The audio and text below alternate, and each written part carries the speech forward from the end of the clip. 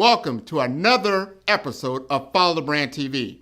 I am your host, Grant McGaugh, CEO of 5-Star BDM, a 5-star personal brand and business development company. I want to take you on a journey through another deep dive into the world of personal branding and business development using compelling personal stories, business conversations, and tips to improve your brand. By listening to the Follow the Brand TV series, you will differentiate yourself from the competition and build trust with prospective clients and employers. You never get a second chance to make a first impression. Make it one that will set you apart, build confidence, and reflect who you are. Building your 5-star personal brand is a great way to improve your skills and knowledge. If you have any questions for me or any of my guests, please email me at grant.mcgaugh@5starbdm.com. Now, let's begin with our next episode on the Follow the Brand TV.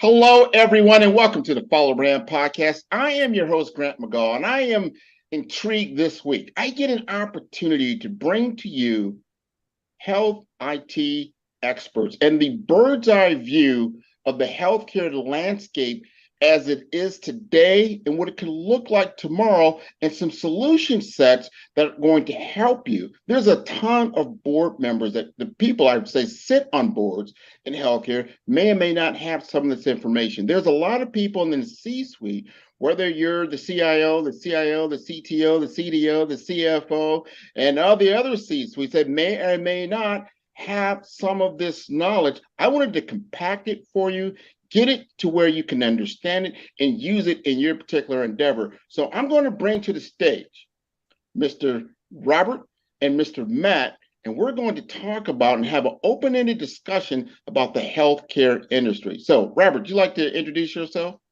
Sure. Robert Jehling. I'm a senior director with Silverline. I manage our provider practice group, lead our go-to-market efforts. Been in healthcare now a little over 15 years. Have been a chief experience and chief access officer for a top 25 integrated healthcare system. And then have been on the consulting side of the house with both Huron and Silverline now for the remainder of that tenure band. So prior to that, was in the consumer services world, led consumer and digital transformation as well as lifecycle management for AT&T, Singular, AT&T Wireless, the new AT&T, and then moved into the healthcare space coming out of that industry. So looking forward to providing some insight and some point of view around the things that we are seeing inside of the healthcare industry. And I'll let Matt introduce himself now. Excellent. Go ahead, Matt. Thanks, Robert. Thanks, Grant. So my name is Matt Falkner. I'm a sales director here at Silverline. I cover the Southeast. I've been working in healthcare for the last 10 years. I started with a healthcare organization that was a behavioral health, private addiction and mental health clinic. Worked there for about 5 or 6 years as a contact center director. Then transitioned over to Salesforce Consulting. We had implemented Salesforce ourselves at that behavioral health clinic. So I got my feet wet there. Really was looking forward to bringing that solution to other providers. So got into the Salesforce Consulting arena. Got certified as an admin and Service Cloud consultant. And since then, I've been working with organizations that are still struggling with spreadsheets, looking to transition them over to Salesforce. It's nice to be here. Thanks, Grant.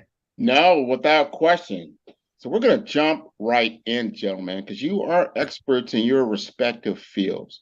One of the common questions that I get, and I listen to a lot of my guests on the podcast, it comes down to the healthcare landscape, what the outlook looks like. So a lot of them, they understand they need to transform, they need to make investments in certain areas, and it's a challenge with the status quo where we're at now.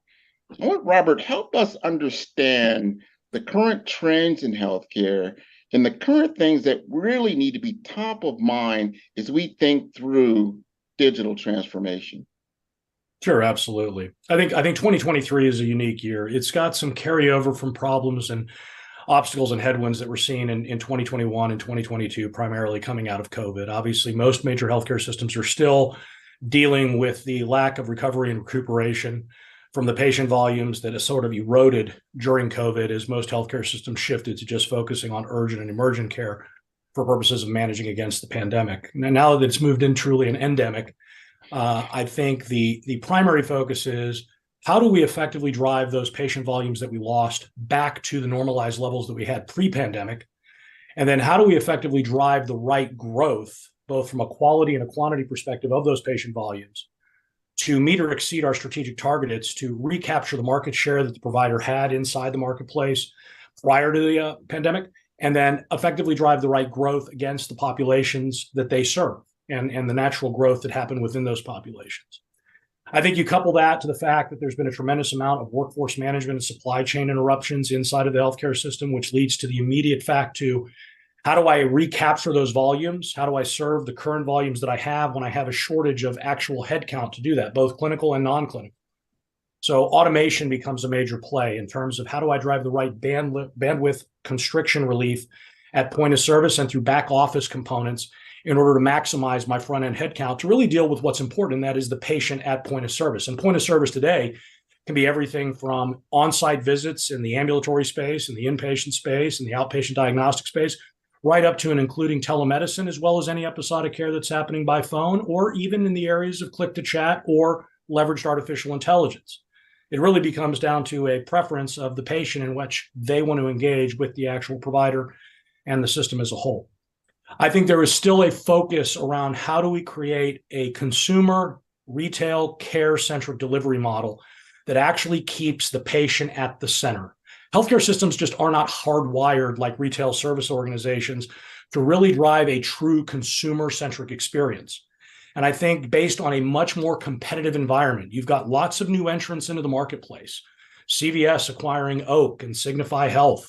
You've got Walgreens expanding its retail-centric care delivery models. There's all sorts of independent, urgent and emerging care centers that are being driven in the marketplace. And the reality is healthcare systems need to figure out a way on how to drive the right engagement, activation, care delivery model, and post-care delivery communication that really drives to the preference of the patient, which in all candor in today's marketplace is comparable to other consumer goods and services that they effectively take part in. So figuring out how you really drive improved engagement and how you couple that engagement to a best-in-class overarching experience in conjunction with best-in-class clinical outcomes. I think on top of that, there's also a striving need to aggregate data and learn from the data sets that are there. I think healthcare systems now, more than ever, most healthcare entities, period, whether they be payers, providers, payviders, durable medical goods, device providers, et cetera, are all looking to understand what does the data they have at their fingertips actually tell them. Not only tell them about their patient populations, but also tell them about predictive modeling around the way they need to address service levels as they ebb and flow. How do you create the right supply-demand modeling? How do you really understand the quality and the quantity of your market share? How do you understand the referral patterning and the trends? How do you understand your churn? Churn mitigation is another big focus. How do I keep my patients that are worth dollars to me from a lifetime value perspective inside my system without a fractured share wallet? How do I keep them coming back to me for the entirety of their patient population management health care portfolio and leverage them through the continuum of care? So I think also understanding how do I aggregate and how do I make data and analytics work for me as a system? How do I operationalize that? How do I visualize that? And how do I continue to enhance it based on what I'm finding? And not only how do I leverage what I have, what other unique data sets or analytics are out there that I want to pull in to my operating model, both from a clinical care perspective and from a general operations perspective, as well as from a consumer marketing perspective. I also think that they are looking for improvements or innovations inside of their care delivery model. How do I effectively take technology? How do I take other process flow enhancers? And how do I recreate the way I'm delivering care to my patients at point of service? This totally goes back to what I was talking about earlier in terms of understanding what your patient's preference are. How do you segment your marketplace? How do you drive the right cohorts within those segments? How do you understand the demand model for the way they want care delivered And then how do you create innovations inside of that care delivery model that actually align to, match up, and meet the consumer expectation? And then on top of that, how do I basically drive a reduction in burnout, voluntary attrition, and how do I mitigate the way I engage with my employees to minimize voluntary attrition within my workforce management model? It's very difficult to deliver quality and quantity of care without degradation to service levels when you have an influx and a revolving door within your staffing models. So how do I basically recruit and retain the right talent? How do I take the talent that I have and develop it?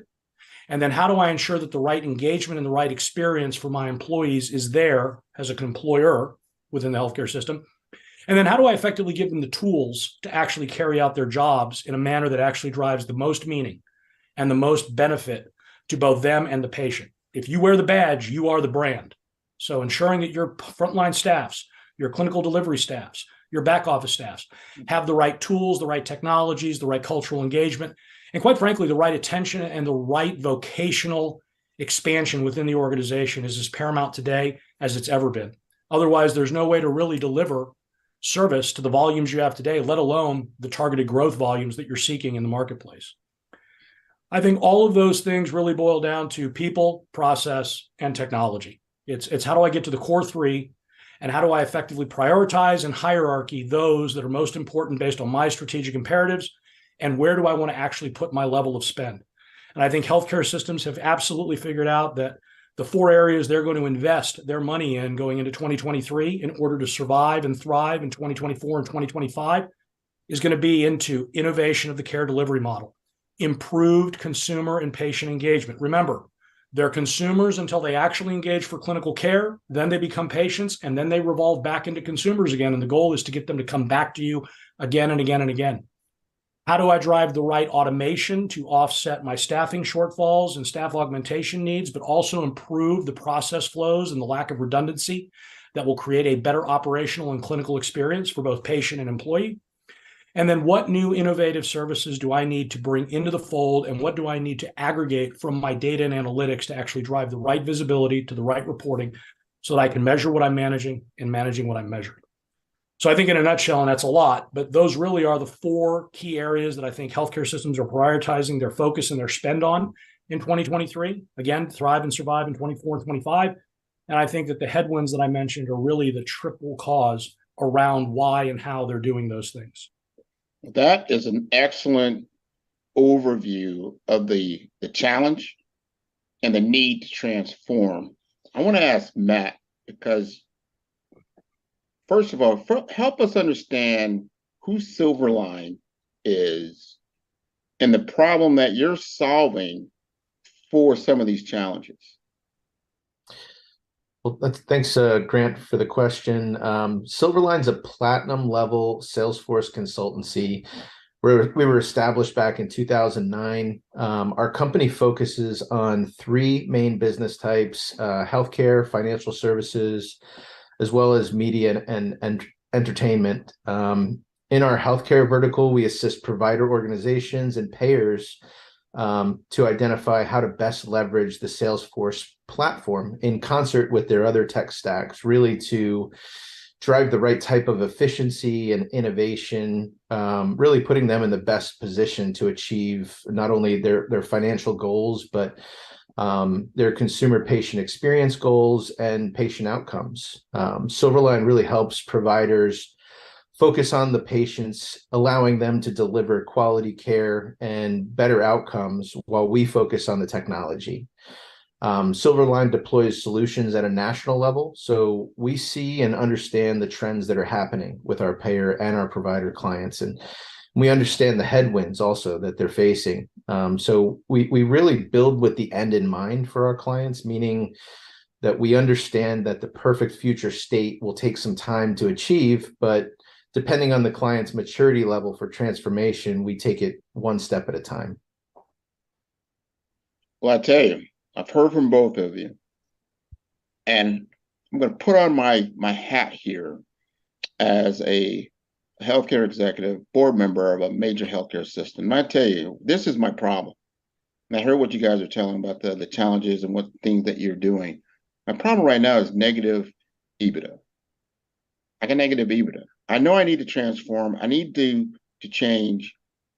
But as Robert was talking about, I've got to prioritize my spend. That's a big risk because I'm not sure the outcome.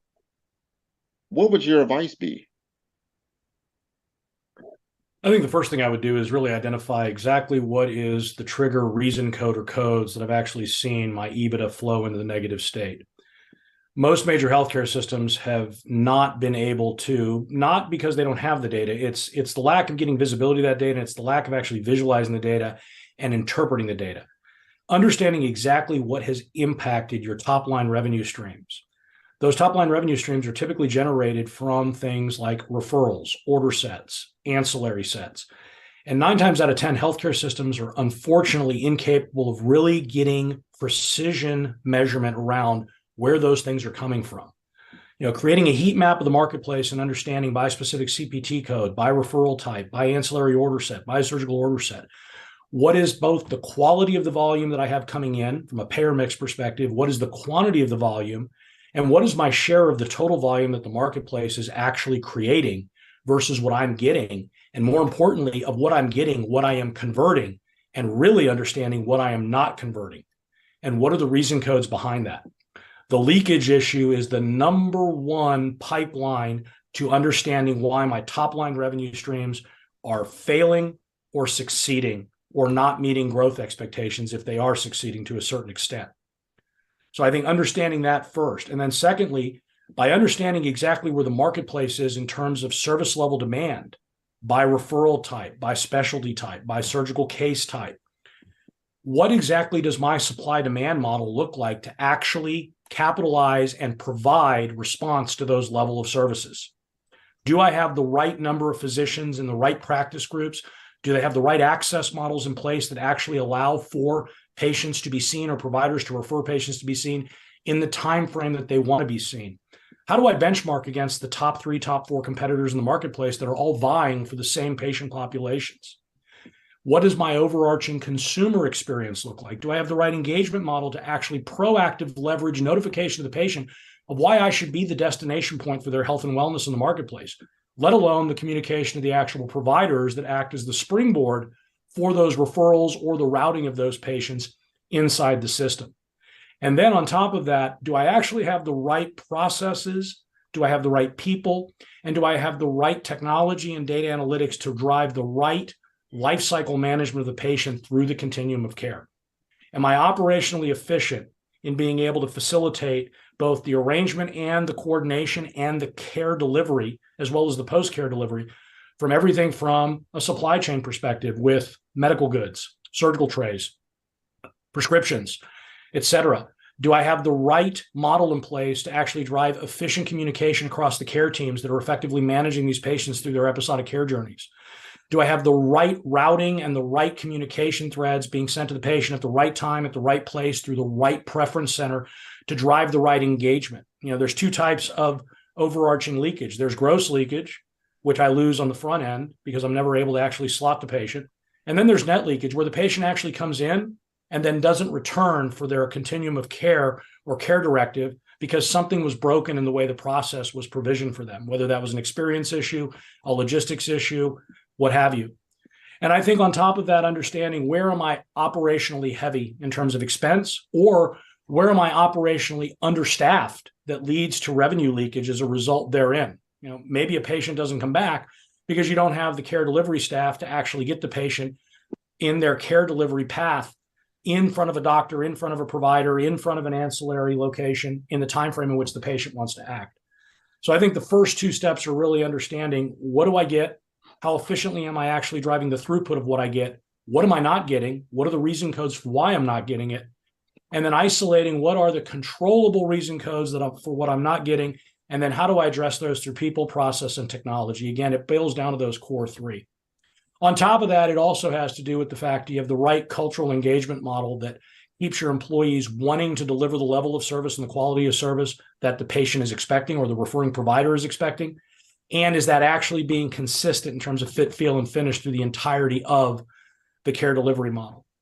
The other component also is really when I look at the balance of my payer mix inside of my organization from a care delivery perspective, do I have a balance of patient population where I'm not spending the majority of my time because of the leveling of the patient volume with high risk patients that I'm continually trying to scramble to create low risk for them, or they're non-compliant or not adherent to the care directives. And we're spending a lot of time chasing people that aren't really coming in an open and compliant way to take care of their health, versus the front end loss of patients that are in the well status that you're trying to mitigate from becoming complicated or high risk, because the access is always focused towards this side of the spectrum instead of this side of the spectrum. How do you create that balance of overall prevention, treatment, and maintenance of the patient population?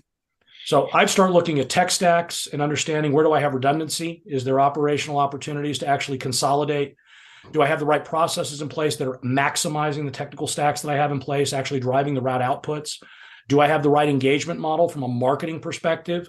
And marketing, unfortunately, has this nomenclature in healthcare being focused on sponsorships and brand advertising. The reality is, marketing is the plan.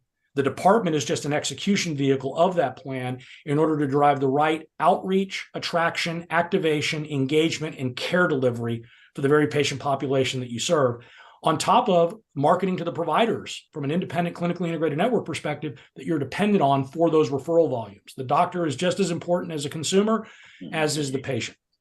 So I think that's where I would start. And I'd start to understand what really are the trends that are controllable, that I can manipulate back towards what I'm trying to do, which is get to those top line revenue streams, coupled to the reduction in operating expense to get to a net EBITDA or positive EBITDA. And how do I prioritize those against where I'm having the biggest bleed inside of my healthcare system? Is it on the front door? Is it on the back door? Is it during the process flow that I'm treating those patients? That's my perception. I'll tell you, Robert, that's definitely food for thought. And when I think about decision support, how do I get that information? And if I made a significant investment in Salesforce, I know you have integrations into my EHR. You've done some things around cost efficiencies. Help me understand what Robert just laid out, Matt. How would Silverline help optimize an investment in Salesforce to integrate and get you some better efficiencies? Great question, Grant. One of the biggest differentiators that Silverline offers in the marketplace is a combination of our intimate knowledge of the healthcare industry, our knowledge of Salesforce, and our subject matter experts. We come in as a trusted advisor and a partner with our clients to solve short-term and long-term problems, leveraging the Salesforce platform. We look at the deployment of CRM inside of a provider organization as one of the three foundational tech stacks in their organization, the others being ERP and their EHR. And once we determine where our clients fall on the technology maturity curve and what their use case needs are, we effectively create a detailed roadmap that can be pursued by them at the right time with the right resource mix and time requirements, as well as the right budget that the client can actually facilitate. So we have a very adaptive methodology that allows our clients to get the most out of the platform, helping them leverage the platform for conventional and even unconventional use cases, and really go at the pace that makes the most sense for them. In simple terms, we're able to really do four main things, and that's identify what they need the CRM platform for, design it to meet those needs, and then help them by recommending the Salesforce license types and volumes, and then really develop the right crawl, walk, run approach that allows for maximum adoption and utilization of the platform.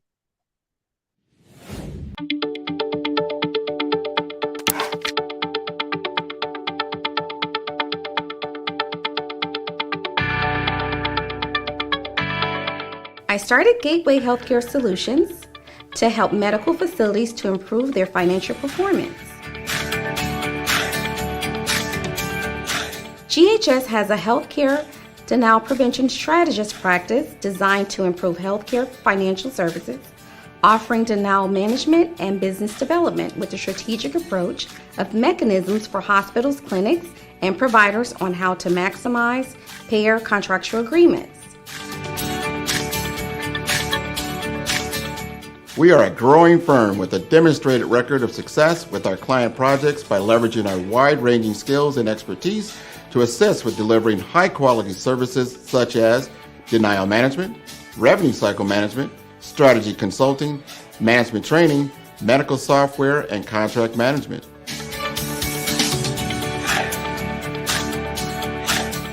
Our approach offers an analysis of your current state coupled with a proven solution and execute with a process improvement strategy and implementation methodology for our clients.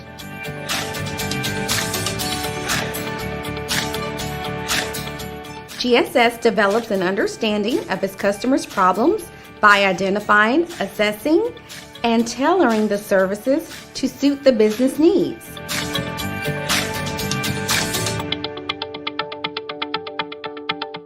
Selecting the right healthcare solutions advisor can bring you the management services you need and peace of mind you deserve. Call us today for a free consultation.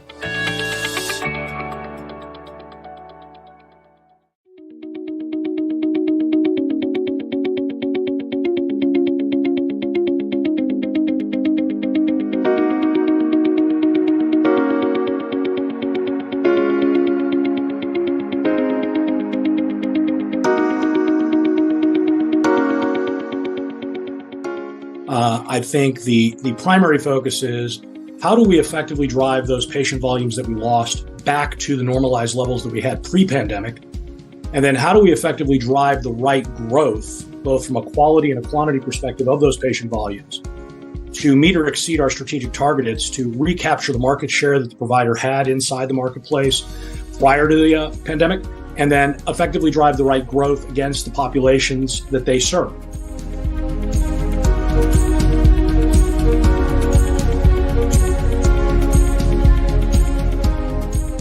Silverline really helps providers focus on the patients, allowing them to deliver quality care and better outcomes while we focus on the technology.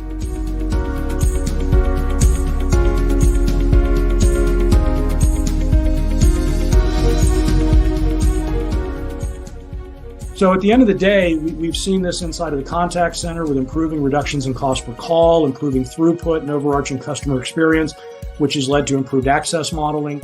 We've seen CRM basically come in and effectively drive improved visibility to referral patterning and also the way referrals are managed, making the right people and process changes because of visibility to what the CRM applied to the system, leveraging the optimization in patient population health management, being able to actually do things like improving your transfer center for quality and quantity of transfers coming into a system, improving your overall post-acute care coordination rates in terms of getting the right care coordinated for patients after discharge, as well as just improving continuity of care rates and improving the overarching compliance with the order sets that are provided within discharge.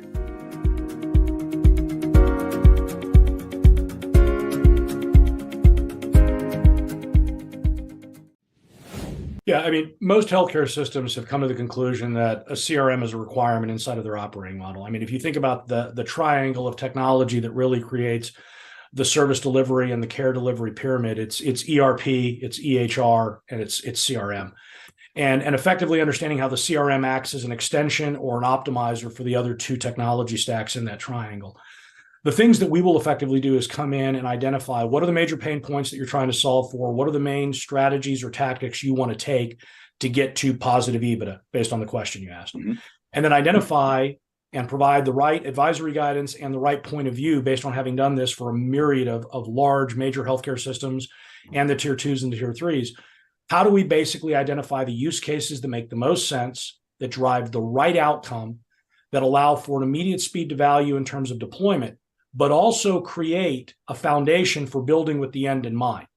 CRM is a foreign concept to most healthcare entities. This is the one industry I would argue that has lagged in actually understanding what consumer relationship management really means. CRM is not a technology. CRM is a strategy. Salesforce is a technology that allows consumer relationship management strategy as a vehicle to actually occupy and run the route that you're effectively laying out as your strategic roadmap. So to Matt's point, identifying what is most important. What are the systems of record that you have in place? How do those systems of record need to connect and talk to one another to drive the right engagement model, the right clinical outcomes and care coordination and care pathing outcomes? And then what do you need from a supply chain perspective, a financial perspective, and from an HR people capital perspective to actually make all of that happen? And effectively creating a roadmap that identifies with each use case where that all plays into a larger enterprise strategy. Healthcare systems are notorious for buying technology stacks that solve a point solution issue. And more times than not, they'll actually do that redundantly. You'll have 5 solutions set up to solve the same problem in 5 different areas of the healthcare system, and nobody really understands that those need to be threaded across into one consolidated platform that will actually have an enterprise approach. So taking into things like integrations, well, they may or may not be necessary. It's really what is the most important outcome for the actual use case if you are the provider. Is integration really a requirement? Do I want a point solution integration, or do I want to look at a more enterprise-wide solution when the right number of use cases makes sense? What does the interoperability need to look like between the systems that are going to be functioning with the CRM as I'm driving whatever it is I'm doing in terms of patient care? If I'm doing care coordination, how do I make that interoperate with my telephony platform? How do I leverage what Salesforce can do in terms of creating the right profile and the right engagement model and the right scripting model? Scripting meaning the process flow for which I extract information from the patient in order to create a scheduling of an event with the right provider at the right location at the right time. How do I want it to operationalize with my EHR? Are there other systems of record like patient population health management systems that need to come into play?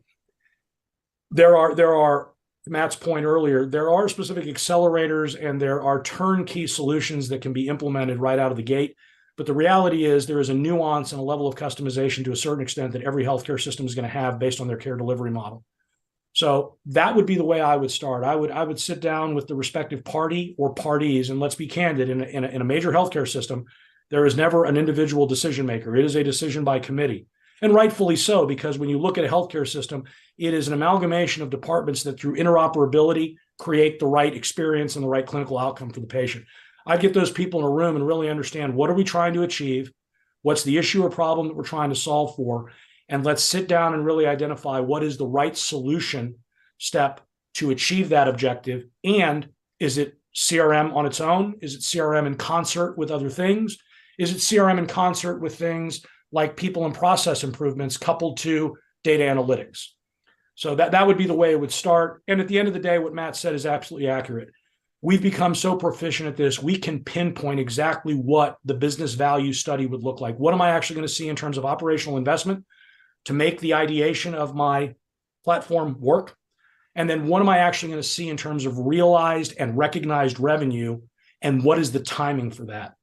Because in my mind, that is probably the most important. How much front-end investment do I need to make before I start to actually see a return on that investment given my financial situation in today's marketplace? Does that make sense? 100%. Now I want to ask one more question. I think it's important for my audience to understand, because what you've laid out is very, very attractive and understandable. Now I want to know what does success look like? Who have you done this for? Not naming any names, in which you came out with a successful outcome utilizing Silverline, and kind of lay that, what was the pathway to success? What did that look like? And if you want to put some ROI numbers in there, that's fine. Just help me understand what success looks like by working with Silverline. And either of you can answer that question. I think success working with Silverline is really bucketed into 3 areas. Number one, we're a smaller to mid-sized firm that has an agile model engagement style, meaning that we're cultural adaptatively, and we can turn on a dime and really consolidate our efforts to fit the maturity level that your organization is. And when I say maturity level, meaning the internal readiness to actually take into account what technology stacks can do and where are you in terms of readiness to actually not only initiate the leveraging of them, but how does that actually functionally play out as your maturity level and your internal readiness grows to leverage the technology stack based on where you are today, where you want to be tomorrow, and ultimately where you want to be in end state. The second component is that we're actually able to come in and identify the right use case that drives the right return on investment based on the prioritization of whatever the hierarchy of need is. We've seen instances with large healthcare organizations, like you mentioned earlier, the question of where do I start with my money? Well, we've seen instances where healthcare systems really needed to understand why that money had evaporated. We've implemented provider referral management and provider referral patterning use cases with Salesforce that have clearly articulated and visualized exactly where the referral volume is, what percentage they are and are not getting, and identified the reason codes, controllable and non-controllable, as to why, which led to process improvements. Something like that could have an immediate impact of taking average leakage rates that could range from 40 to 60% in most major healthcare systems down to 30 or 20%. I mean, that's a significant bump in frontline revenue opportunity, not to mention the expanded qualitative value that you'll see by understanding the payer mixes that are coming. Your BDMs and your physician liaison teams now have an equipped army of information to go out and really work with providers to understand, why do I get referrals from you, but why do I only get a referral volume that's in a certain mix when I'm capable of handling the totality of your mix? Improving things like care gap closures. I mean, healthcare systems have a tremendous amount of chase lists for patients that have been non-compliant with actually closing their care gaps. That has significant impacts on their risk mitigation strategy, their utilization strategies, and quite frankly, impacts on the contracts they have with their payers, which can significantly impact reimbursement rates, as well as things that are unspoken, like turnaround times for pre-certifications and pre-authorizations, peer-to-peer reviews, scrutiny on medical necessity components. We've seen instances where we're able to leverage Marketing Cloud and Health Cloud in tandem to actually improve not only the volume of outreaches in an automated fashion to these patients that have been non-compliant that need to close their care gaps, but also seen an improvement in response rate of anywhere from 10 to 16%. And of that 10 to 16% improvement in response rate, we've seen conversion rates that are closer to the 60 or 70th percentile, which means all of a sudden there's a big burst of two benefits to the system. An initial benefit in that I'm physically closing the care gap. I am driving a better clinical outcome for my patient, and I am creating the right risk mitigation against anything that they may have from that care gap evolving into something more serious, which means right off the bat, they're recuperating revenue they've already built into their care plans for those prospective patients. And then take into account that when you close those care gaps, 1 out of every 3 or 4 mammograms results in some type of oncological journey based on a mass being found. 1 out of every 5 colorectal screenings results in some type of additional episodic care. So it's not just the revenue stream that comes from the initial care gap being closed, it's also the add-on episodic care. In instances where you've just seen that 10 to 12% increase in closure, you could equate literally millions upon millions of dollars of found revenue just in closing the care gap, coupled to the add-on episodic care that comes from it. And when you look at that against maybe a $300,000 or $400,000 investment of leveraging a CRM platform on the front end, that's a pretty hearty return on investment. So at the end of the day, we've seen this inside of the contact center with improving reductions in cost per call, improving throughput and overarching customer experience, which has led to improved access modeling. We've seen CRM basically come in and effectively drive improved visibility to referral patterning and also the way referrals are managed, making the right people and process changes because of visibility to what the CRM applied to the system, leveraging the optimization in patient population health management, being able to actually do things like improving your transfer center for quality and quantity of transfers coming into a system, improving your overall post-acute care coordination rates in terms of getting the right care coordinated for patients after discharge, as well as just improving continuity of care rates and improving the overarching compliance with the order sets that are provided within discharge for patients. And then the overarching improvements in just marketing for purposes of engagement, leveraging the platform for systematic engagement across the entirety of the patient journey, improving preparation rates that lead to reductions in surgical cancellations because patients are now more effectively reached out to and compliant and acknowledge receipt of the instructions they have to follow before surgery. There's a lot of money left on the table for a healthcare system and a lot of negative impact to an outcome from a health and wellness perspective if a patient forgets that they're not supposed to take their blood thinning medication before a procedure. I mean, all of a sudden you're canceling a procedure, an OR suite goes unused, a doctor has a surgical order set that doesn't get fulfilled, and a lot of revenue is lost, as an example. So those are just some high-level examples of where we've gone in and improved specific areas of the healthcare system, leveraging CRM in conjunction with the other tech stacks that are there. But it's also creating the right change management to drive the right adoption and utilization of the platform. It's one thing to have a Ferrari that you're only driving, in 3 of the 6 gears. It's another thing when you're literally leveraging the Ferrari for all 6 gears and using it for what you purchased for, which is a performance machine. I've seen that happen so many times. You buy a software or technology supposed to solve a lot of different problems, and maybe you didn't get enough training, you didn't understand the platform as much. The 5-star BDM LinkedIn social selling course can help you stand out and attract the right connections and opportunities. We will help you professionally create your profile, provide personalized recommendations for improvement, and help you create and share engaging content to help you showcase your skills and expertise. Our 5-step course makes connecting with industry experts, finding job opportunities, and building meaningful relationships easy. Social selling can be an effective way for you to generate leads and close deals, but it does have its challenges. Our course will help you solve the problems associated with digital networking. If you need help personalizing your outreach and messaging, which can lead to low response rates and a lack of engagement. If you need help targeting the right prospects, this course is for you. With so much noise on social media, it can be challenging to cut through the clutter and get your message in front of the right people. Our course will personalize your messaging using our targeting tools and research. You can identify and reach the right prospects. We will also show how to deliver high quality, valuable content that attracts and engages prospects and clients. The 5-star BDM LinkedIn social selling course will address these challenges by implementing best practices.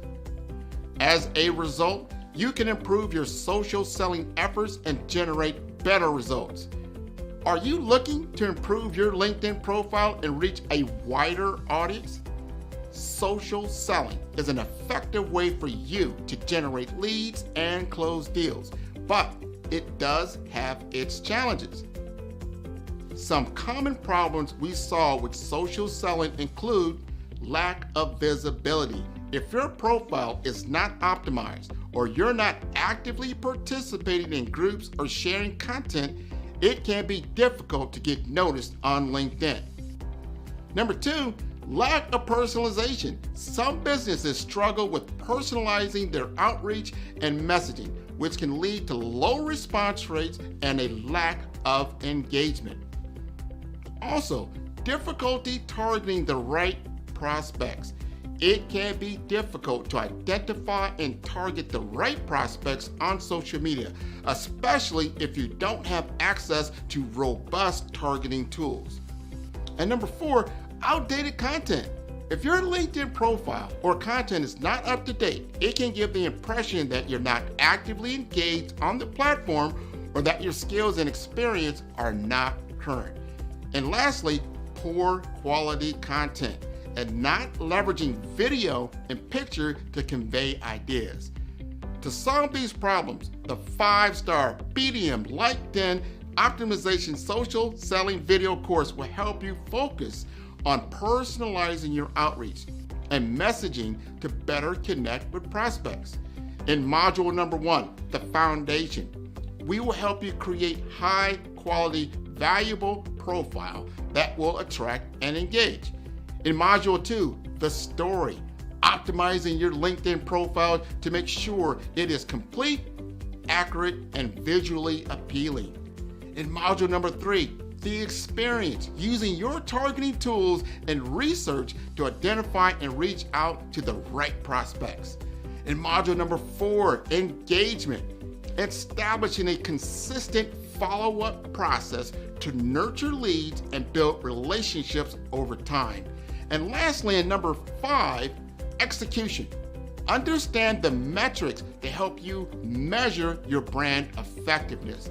By addressing these challenges and implementing best practices, you will improve your social selling with the 5-star BDM LinkedIn Optimization Social Selling course.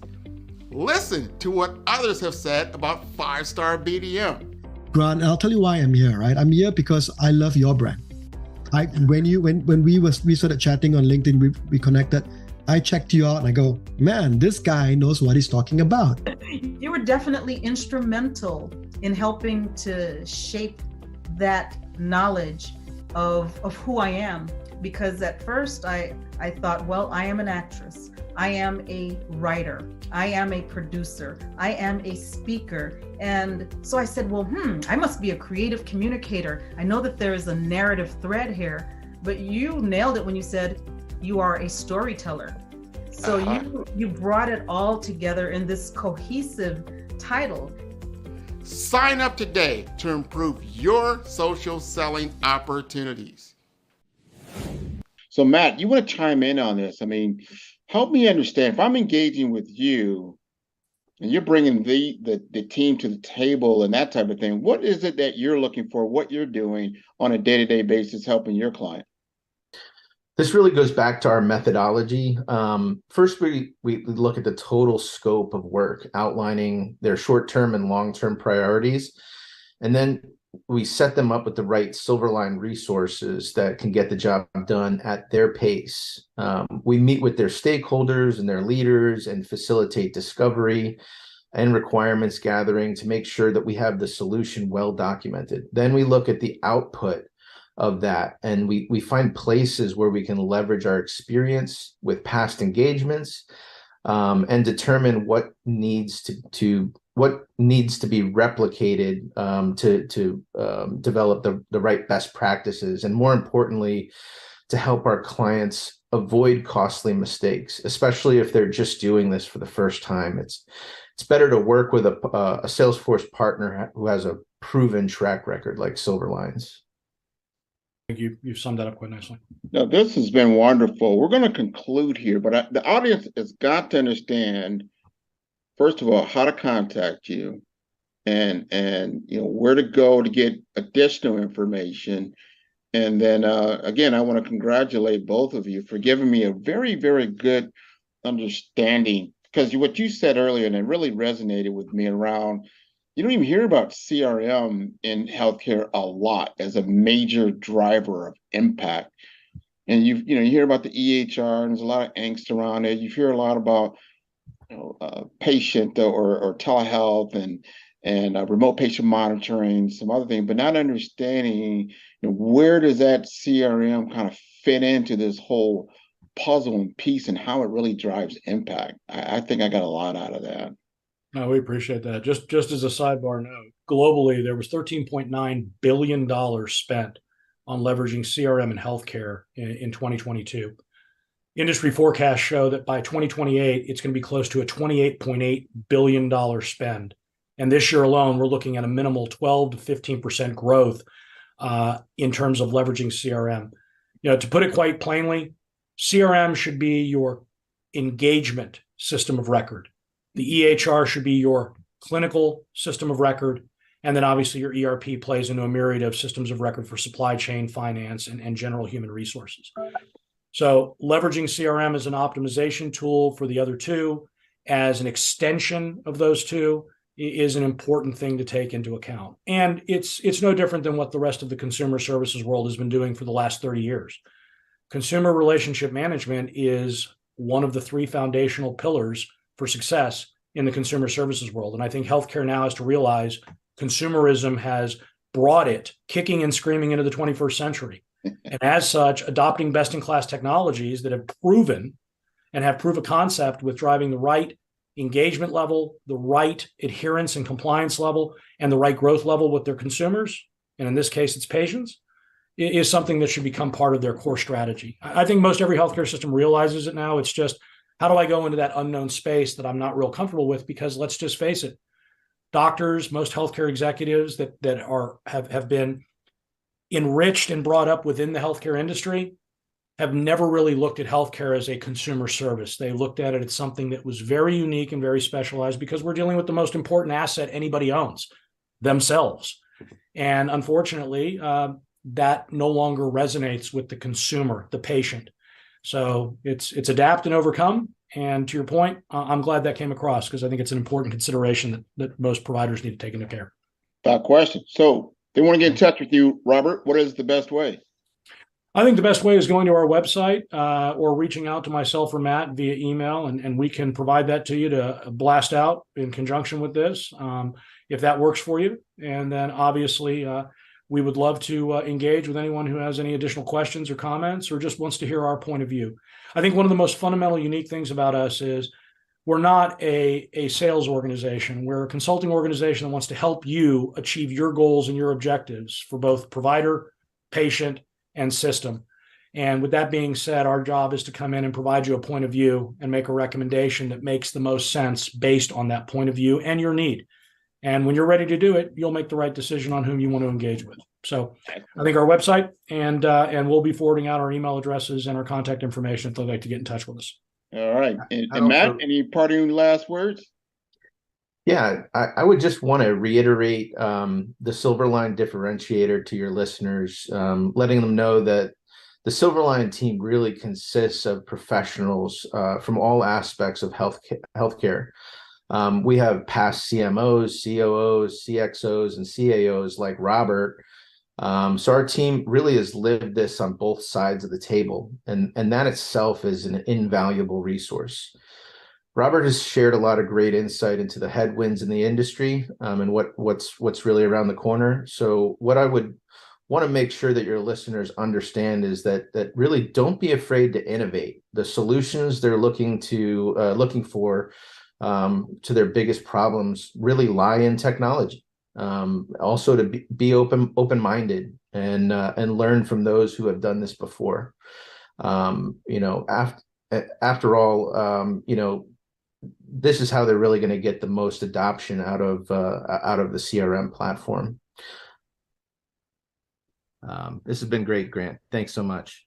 Oh, well, without question. I want to piggyback on that. They can always go to my website to get a lot of these podcasts. We share this information for everybody to have a library of knowledge that you can go to and listen directly to the industry experts, especially when you're thinking about what is my next move. I know I've got a problem, but how can I get it solved? Silverline definitely is an organization that you should engage and consult with and understand some of these challenges that are in healthcare right now. So you can go to my website at www.5starbdm, and that is B for brand, D for development, Infomasters.com. This has been wonderful, gentlemen. Thank you very much. Brad, thank you. Thanks, and Grant. Again, you provide a wonderful service to the community inside of the healthcare industry. And again, your podcasts are invaluable. So thank you for allowing us to participate in them today.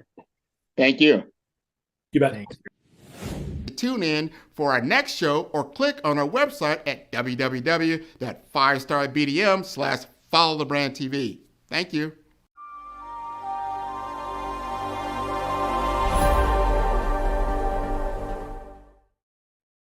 Hey everyone, it's Grant McGaugh, CEO of 5-Star BDM and host of the award-winning Follow the Brand podcast and TV series, where I help you to build a 5-star brand that people will follow. My genius is personal brand development through intelligent communication and helping you achieve your business and career goals. I am a requested speaker on digital technology and brand development issues. I want to work with you to increase the value of your current opportunities while attracting new ones. Every one of you is unique, and we all share challenges that can be addressed through smart branding. As a super connector, I work with you as an executive coach to guide you along the complicated business and career development road, providing the enhancement tools and information you need to succeed. Together, I will help you succeed in today's challenging business climate. I will evaluate and measure your progress. Best of all, I am right alongside you every step of the way. Build the brand called you. Genius.